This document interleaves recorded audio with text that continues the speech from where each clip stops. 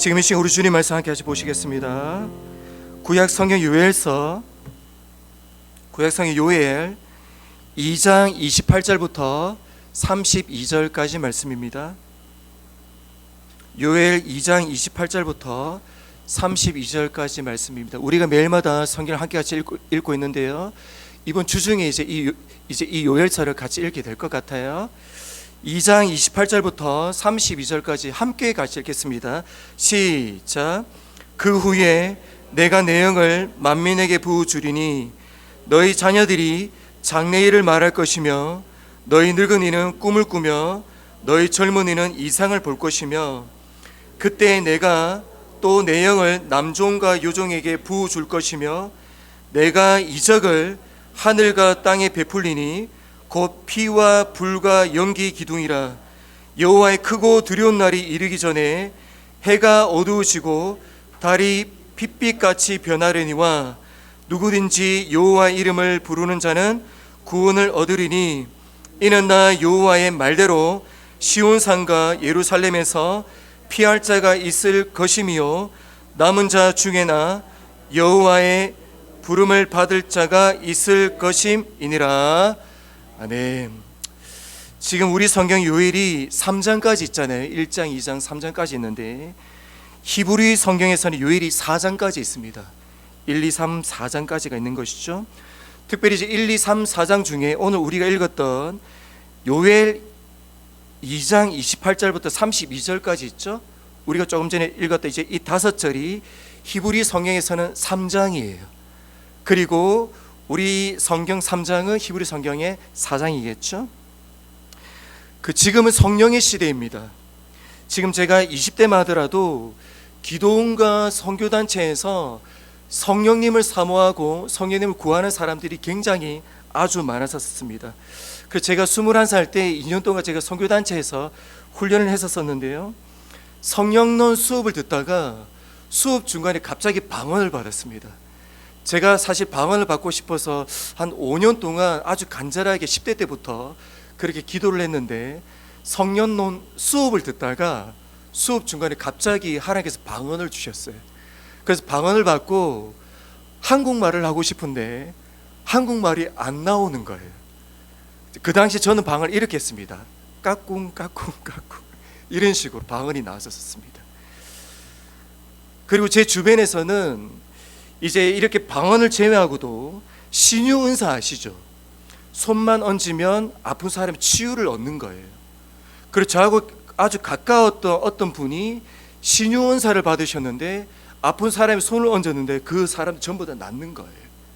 이제 그런 것도 있고 또 수많은 사람들이 방언 여러 언어들로 방언을 하는데 이 방언들을 통역을 하는 사람들도 있고 이렇게 방언을 사모하고 이 방언들에 대한 수많은 은사들도 함께 같이 있었습니다. 그래서 오늘 성경에서는 특별히 이 성령님 우리 인생 가운데 좀 특별한 일을 하시고 그리고 이전에 보지 못했던 새로운 일들을 행하시는 이 성령님이 어떻게 오시는가, 그리고 성령님은 우리 인생에 오시면 무엇을 하시는가를 소개를 하고 있습니다. 그런데 지금 요엘 선지자는 이 성령이 오시기 전에 한 가지 사건이 먼저 일어나야 한다라고 이 말씀을 먼저 하고 있습니다.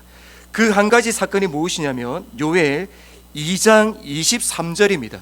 23절 같이 읽겠습니다. 시작. 그가 너희를 위하여 비를 내리시되 이른 비를 너희에게 적당하게 주시리니 이른 비와 늦은 비가 예전과 같을 것이라. 23절은 회복의 말씀이거든요. 지금 하나님께서 이스라엘 백성들에게 메뚜기 떼를 전무후무한 메뚜기 떼를 보내셔서 이스라엘 백성들을 심판하셨어요. 그리고 하나님께서 이스라엘을 심판하시고 2장에서는 이 이스라엘들을 회복하시겠다라고 말씀하시면서 이 2장 회복의 말씀 중에 핵심이 23절이에요. 그런데 이 23절 말씀 안에 보면 중요한 히브리어 한 문장이 오늘 우리 한글 성경에서는 해석이 되어져 있지 않습니다. 23절 자체가 핵심인데 그런데 히브리어 성경 이 한 문장이 핵심이었던 이 23절 한글 성경 안에는 빠져 있는 것이죠. 그러면 그 히브리어 그 한 문장을 전부 다 집어넣어서 23절을 읽게 되면 이렇게 기록이 되어져 있습니다. 시작.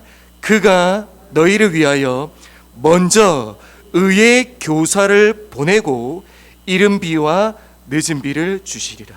즉 요엘 선지자는 성령님이 오시기 전에 한 가지 사건이 일어나야 되는데 그 사건이 무엇이냐면 먼저 의의 교사가 오실 것이다 라고 그렇게 선포를 하고 있습니다. 지금 여기서 말씀하고 있는 의의 교사가 누구일까요? 주 예수 그리스도. 그렇죠? 예수 그리스도입니다. 그래서 28절에 보시면 그 오늘성 28절에 보시면 그 후에 내가 내 영을 만민에게 부어주리니 라고 쓰여져 있잖아요. 그 후가 언제일까요? 그 후가 의의 선생이신 예수 그리스도가 이 땅에 오신 이후입니다. 성령을 이 땅에 임재하게 하시고 성령을 사역하게 하시는 그분은 의의 교사이신 예수 그리스도 이 땅에 먼저 오셔야지 되는 거예요. 그런데 성경에 보면 만민 앞에 그 1이라는 글자가 있죠. 오늘 그 후에 어떻게 쓰여져 있죠? 그 후에 내가 내 영을 만민에게 부어주리니, 지금 그 앞쪽에는 안 쓰여져 있는데요. 우리 한글 성경에 보시면 그 후에 내가 내 영을 만민에게 할 때 만민 앞에 1이라는 글자가 쓰여져 있습니다. 숫자가. 이 숫자를 한번 따라가 보면 이 숫자가 히브리어로 만민이 아니고 육체라고 쓰여져 있습니다. 육체. 그러니까 그 후에 내가 내 영을 모든 육체에 부어주리니 이렇게 쓰여져 있는 거예요. 하나님께서 마지막 때에 성령을 부으시는데 그 성령은 만민에게 부으시는 것이 아니라 히브리어로 보면 육체에게 부어주시겠다라고 말씀하고 있는 것입니다. 그 육체가 누구인지를 알아야 돼요. 이 육체가 누구냐면 구약성의 창세기 6장에 나오는데요. 창세기 6장 1절부터 보시면 사람이 땅 위에 번성하기 시작할 때에 그들에게서 딸들이 나니 하나님의 아들들이 사람의 딸들의 아름다움을 보고 자기들이 좋아하는 모든 여자를 아내로 삼는지라. 3절 같이 읽게요. 시작. 여호와께서 이르시되 나의 영이 영원히 사람과 함께하지 아니하리니 이는 그들이 육신이 됨이라. 지금 여기 육신이 육체입니다. 육체. 히브리어가 똑같습니다. 하나님께서 아담과 하와를 지으시고 성령을 주시잖아요. 후 하시고 그 코에다가 생명을 불어넣으시죠. 그런데 그 안에 있던 성령이 언제 거두시냐면 창세기 6장에서 하나님의 아들들이 육체가 돼요. 육체가. 성령을 주실 육체가 창세기 6장에 나오고 있는 이 육체입니다. 그러니까 하나님께서 이 땅 가운데 육체에게 성령을 주시겠다고 말씀하셨지만 이 육체가 실제로 어떤 육체냐면 하나님께 심판받아야 하는 그 육체인 거예요. 쉽게 이야기하면 노아 때 하나님께서 이 육체를 전부 다 심판하셨잖아요. 하나님께서 전부 다 물로서 심판하셨던 그 육체에게 지금 하나님께서 성령을 주시겠다라고 그렇게 하나님께서 말씀하고 있는 것입니다. 사도 바울은 이 육체를 사망의 몸으로 표현을 했어요. 그래서 신약성경 로마서 7장 24절에 보시면 오호라 나는 공고한 사람이로다. 이 사망의 몸에서 누가 나를 건져내랴. 사망의 몸을 이전에 한번 제가 설명 한번 드렸는데요. 사망의 몸은 이 당시의 사형 제도였잖아요. 사형 제도 로마에. 그래서 살아있는 사람을 사형 선고 딱 떨어져요. 그러면 죽은 지 한 3, 4일 정도 된 이 시신을 가지고 와서 살아있는 이 사형수와 똑같이 이렇게 묶어버리는 것입니다.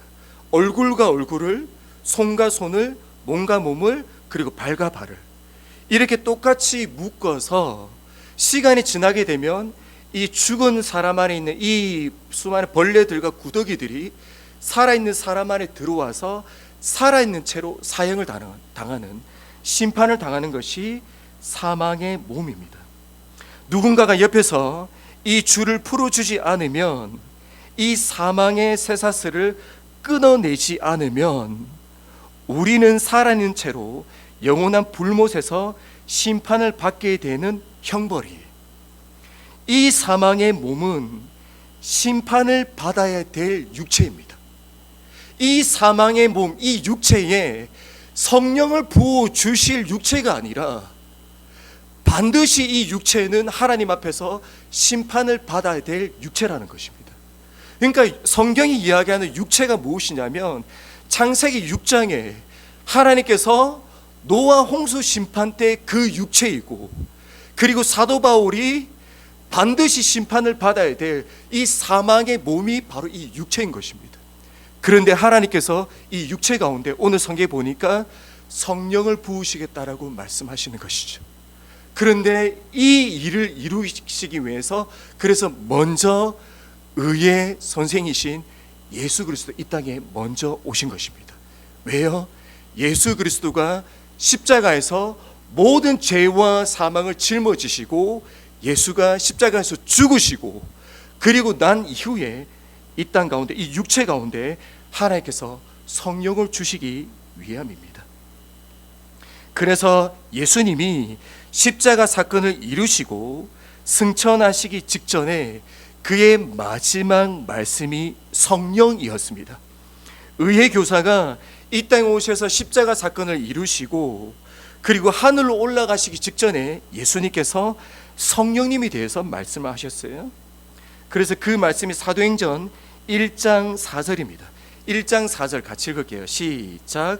사도와 함께 모이사 그들에게 분부하여 이르시되, 예루살렘을 떠나지 말고 내게서 들은 바 아버지께서 약속하신 것을 기다리라.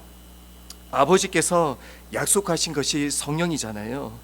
그래서 예수님은 성령님이 찾아오시는 두 가지 동사를 쓰고 계세요. 어떻게 하면 성령님이 이 땅 가운데, 지금 육체 가운데 올 수 있냐면, 성령님이 오시는 그 방법 두 가지 동사를 통해서 예수님께서 그 방법을 말씀하고 있습니다. 첫 번째는 떠나지 말고입니다. 떠나지 말고, 즉 장소예요. 장소. 성도는 성도의 자리가 있습니다. 맞죠? 성도는 은혜의 자리가 있습니다.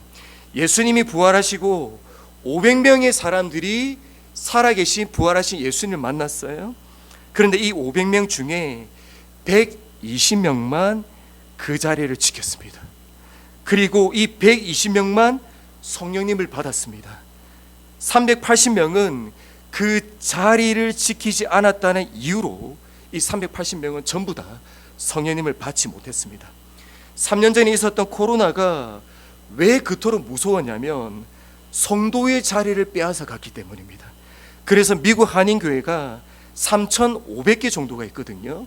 그런데 코로나로 지나가면서 600개 교회가 사라져 버렸습니다. 그리고 1,000개 이상의 교회가 힘을 잃어버렸어요.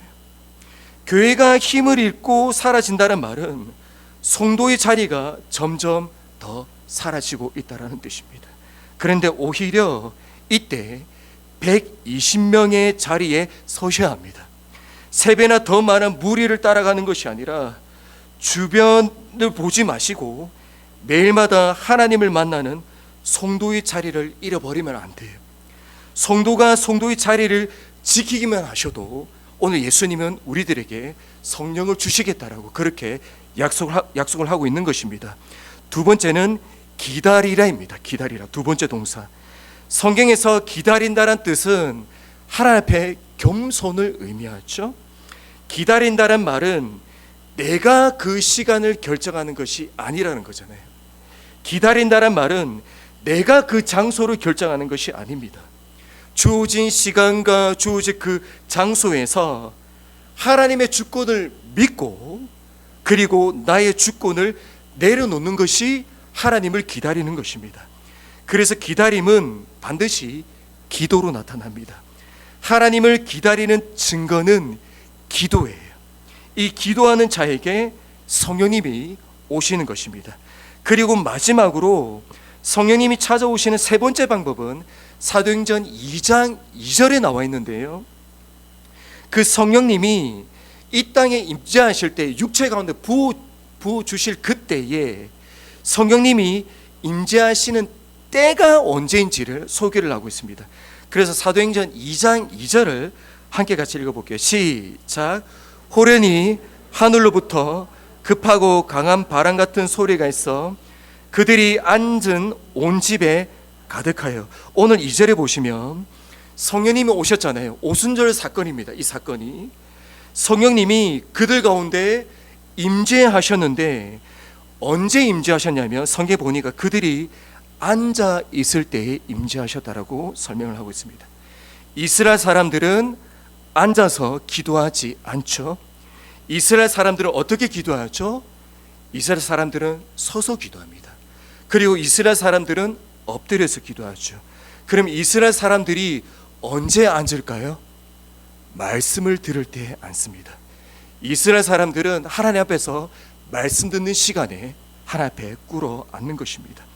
성령님은 우리가 말씀을 들을 때, 우리가 말씀을 읽을 때에 임재하신다라고 그렇게 말씀을 하고 있는 것입니다. 이렇게 성령이 나에게 오시면 그 다음은 성령님이 오셔서 어떤 일을 하시는가? 먼저 앞에 이 세 가지를 통해서 성령님이 나에게 어떻게 오시는가를 먼저 살펴보았다면, 그러면 성령님이 만약에 나에게 오시면 그 성령님은 내 인생 가운데 무엇을 하시는가를 설명을 하고 있습니다. 28절 중간에 보시면 너희 자녀들이 장래일을 말할 것이며 너희 늙은이는 꿈을 꾸며 너희 젊은이는 이상을 볼 것이며. 성령이 오셨을 때에 나타나는 증상이 무엇이냐면 예언하고 꿈을 꾸고 이상을 보는 것이죠. 그런데 이것은 예언하고 꿈을 꾸고 이상을 보는 것은 여러 은사들을 이야기하는 것이 사실은 아닙니다. 이 당시에 하나님께서 이스라엘 백성들에게 어떻게 말씀하셨죠? 예언으로 말씀하셨잖아요. 선지자를 통해서. 그리고 꿈을 통해서 말씀하셨잖아요. 그리고 이상으로 말씀하셨거든요. 그래서 심지어 예언도, 오늘 여기 성경에서 나오는 이 예언도 미리 예자가 아니잖아요. 우리 잘 알죠? 미리 예자가 아니고 맡을 예자잖아요. 미리 예언이라는 것은 미리 먼 일을 내다보는 것이 아니라 하나님의 말씀을 맡고 있는 그 사람을 예언하는 사람이다라고 그렇게 말씀하고 있는 거잖아요. 즉 성령을 받으면 남녀노소를 가리지 않고 모두에게 하나님의 말씀을 주시겠다라는 하나님의 언약인 것입니다. 이 언약이 언제 선포되어졌죠? 우리 하나님께서 예레미야를 통해서 하나님의 말씀이 지금까지는 돌판에만 쓰여졌지만 그 말씀이 어디에 새겨진다고요? 우리의, 그렇죠, 마음판에 새겨지잖아요. 그 언약이, 그 약속이 오늘 이 순간에 이루어진 것입니다. 예레미야의 그 언약이 오늘 이 순간에 하나님께서 성취하신 사건인 것입니다. 그러면 성령을 통해 그 말씀을 받은 사람은 무엇을 하게 될까요? 성령을 통해서, 성령을 받았어요. 그러면 하나님은 그 성령 받은 그 사람을 통해서, 그의 인생 통해서 이제부터 그 사람을 통해서 무엇을 하실까요? 사도행전 2장 11절입니다. 2장 11절 같이 읽게요. 시작. 그리대인과 아라비아인들이라 우리가 다 우리의 각 언어로 하나님의 큰 일을 말함을 듣는도다 하고 다 놀라며 당황하여 서로 이르되 이 어찌된 일이냐 하며. 성령님이 임재하셨잖아요. 그때 수많은 사람들이 그 자리에 있었거든요. 이 당시에 예루살렘에 5만 명이 살았습니다. 근데 이스라엘 학자 요세푸스에 의하면 5만 명이 살고 있는 이 예루살렘 땅에 각 지역 각 도처에서 50만 명이 모였다라고 이야기해요. 그러니까 지금보다 10배나 많아진 거예요. 수많은 사람들이 그 자리에 모였을 그때 그 자리에 성령님이 임재하셨습니다. 그리고 그 사람들이 어떻게 이야기했냐면 12절에 나와 있죠. 다 놀라며 당황했어요. 성령님을 받은 그 사람들을 보고 수많은 사람 전부 다 놀라며 당황했어요. 왜 놀라고 당황했을까요? 이 사람들이 16개국으로 방언을 했기 때문에 놀랐을까요? 아니요. 11절에 쓰여져 있잖아요. 11절에 보시면 다 우리의 각 언어로 하나님의 크신 일을 말함을 듣고 놀란 거예요. 하나님의 크신 일을 듣고 난 이후에 이 사람들이 그때 비로소 놀라게 되어진 것입니다. 하나님의 크신 그 일을 하나님께서 누구에게 맡기시냐면 성령이 부어진 그 사람에게 하나님의 그 크신 일을 비밀을 맡겨주시는 것입니다. 그러면 오늘 이들이 선포한 이 하나님 크신 일은 무엇일까요? 성령을 받고 수많은 사람들이 모인 이 자리에 16개국 언어로 방언으로 말했던 이 하나님 놀라운 그 사건은 무엇일까요? 예수 그리스도 십자가 사건보다 더 큰 일이 있겠습니까? 이들이 무엇을 선포했다고요? 예수 그리스도의 그 크신 일을, 십자가의 그 복음을 이들이 선포한 거예요. 그때 이들이 이 말씀을 듣고 다 크게 놀랐던 것이죠. 성경에 보면 하나님의 이 말씀을, 이 복음을 천사에게 맡기지 아니했다라고 말씀하고 있습니다. 천사가 전달하면 얼마나 강력할까 우리가 그렇게 생각하잖아요. 근데 하나님께서 이 복음을, 이 말씀을 천사에게 전달하지 않았어요. 우리에게 전달하셨습니다. 왜 우리에게 전달하셨을까요? 이제 우리 안에 성령을 주셨기 때문입니다. 내 안에 성령을 주셨기 때문에, 천사보다 더 큰 성령이 내 안에 임재하시고 거주하시기 때문에, 그래서 내 안에 있는 성령을 통해서 이제부터는 나를 통해서만 하나님의 그 크신 일이 선포게 되어지도록 하나님께서 오순절 사건 때 이 일을 하나님께서 만들어 두실 거예요. 그래서 내가 예수 그리스도의 십자가 복음을 전하지 않잖아요. 이제는 그 누구도 전하지 못하도록 그렇게 되어져 버렸습니다. 하나님께서 어쩌면 모험을 하신 거예요. 하나님께서 왜 나에게 예수 그리스도 십자가 의의 선생을 먼저 보내시고 창세기 6장의 그 육체, 사도 바울이 말씀하셨던 그 사망의 몸과 같은 내 육체를, 성령을 부을 수 없는 그 육체를 의의 선생이 먼저 오셔서 나의 죄를 씻으시고 십자가로 정결케 하시고, 그리고 그 다음 나에게 성령을 부으시고, 그리고 이제는 내 안에 하나님의 크신 비밀을 담으시고, 이제부터 나의 인생을 통해서 내 인생 마지막까지 하나님의 비밀로 선포하게 하신 그 놀라운 사건이 바로 오순절 사건인 것입니다. 이 성령님이 오늘 우리 성도님들 중심 가운데 계십니다. 이 성령님이 이번 한 주 동안 우리 성도님들과 함께 하실 것입니다. 이 성령님을 통해서 이번 한 주 동안 하나님을 뜨겁게 사모하며 무엇보다 이 비밀을 간직한 자로서, 어제도 제가 우리 성도님 통해서 또다시 이야기 들었어요. 끊임없이 복음을 전하고 끊임없이 예루살렘 교회에 대해서 소개를 하시는 많은 성도님들이 지금 이 자리에 앉아 계십니다. 너무 감사한 일이에요. 그러나 여러분이 하는 거 아닙니다. 여러분 안에 계시는 성령님께서 여러분을 통해서 지금 그 일을 하고 계시는 것입니다. 그래서 여러분을 통해서 빅토빌리 지역 가운데 예수 그리스도 알지 못하는 수많은 영혼들이 다시 예수 그리스도께로 나오는, 하나님의 크신 비밀을 깨달아 아는 하나님의 선한 도구로 쓰임받는 그런 은혜가 있으시기를 예수님의 이름으로 축복합니다.